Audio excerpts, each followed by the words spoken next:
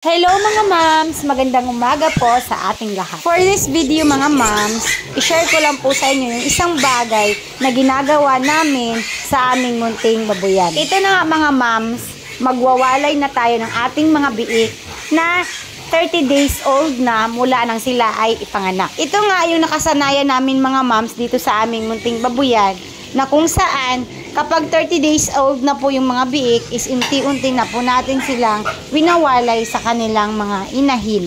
Lalo na po kapag sila ay malalaki na at marunong nang kumain ng mga pellet. Sa ibang mga tagapag-alaga ng baboy mga moms, yung ginagawa nila is 45 days talaga silang nagwawalay.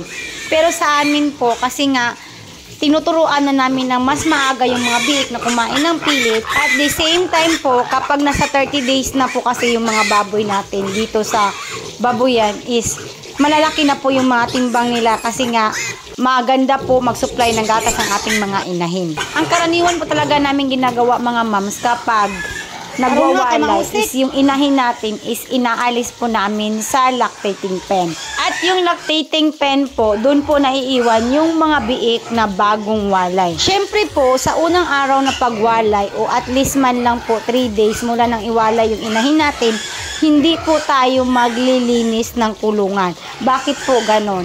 Kasi po para mapanatili natin na nandun pa rin yung amoy ng inahin para yung mga biik po is hindi po sila ma-stress kahit nawala na yung nanay nila sa loob ng kulungan. Mas maganda din po na kapag nagwawalay tayo ng mga biik is maganda yung panahon. Ibig sabihin po hindi malamig, may tamtamang init po yung klima at the same time po sa umaga talaga to natin gawin at least po maka-adjust na yung ating mga biik.